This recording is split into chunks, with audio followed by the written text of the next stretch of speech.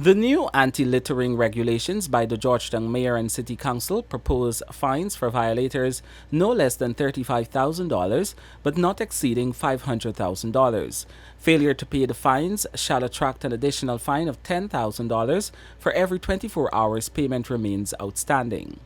With a clause that asks for all fines to be paid within 3 days, if payment remains outstanding after 72 hours, the violator becomes liable to imprisonment for 6 months.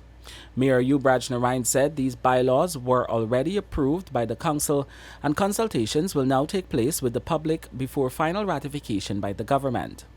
We don't want to put burden on business people or any individual, but we are putting these things in place so that people can able to adhere to rules and regulation and we can able to live in a safer environment.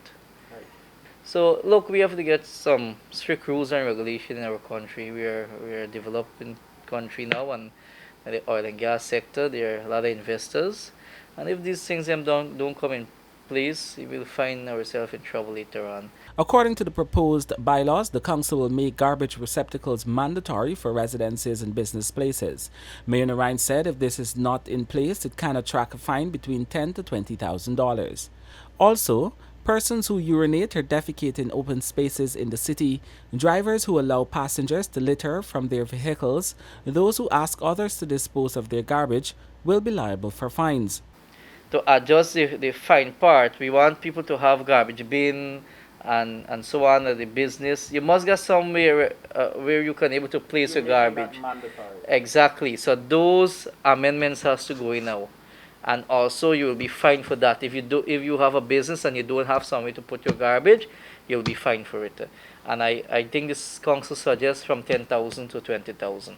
Already approved by the council with amendments to be made with regards to fees, the mayor said he believes it will help with the garbage situation in the city. Narain also believes the bylaws should take effect in all municipalities, but that will need to be decided by the Minister of Local Government and Regional Development, Nigel Darmlal.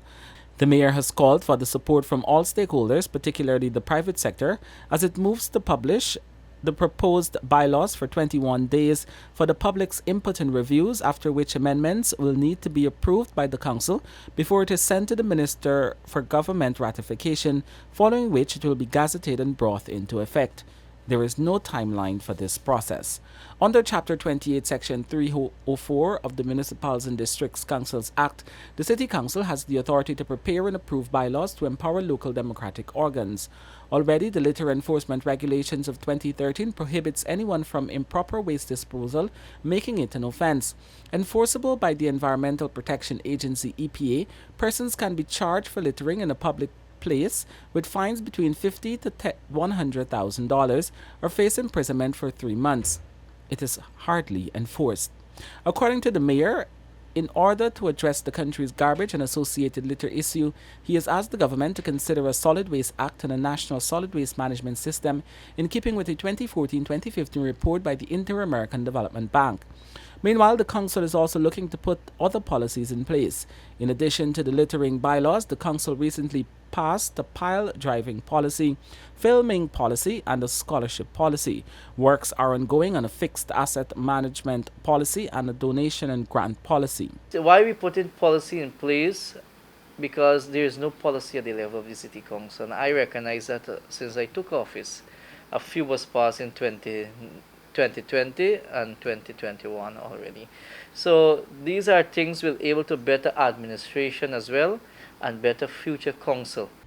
The mayor said he's also working to have an updated building bylaws and fees and fines bylaws that will stipulate that all fees and fines must come to the council instead of going to the government.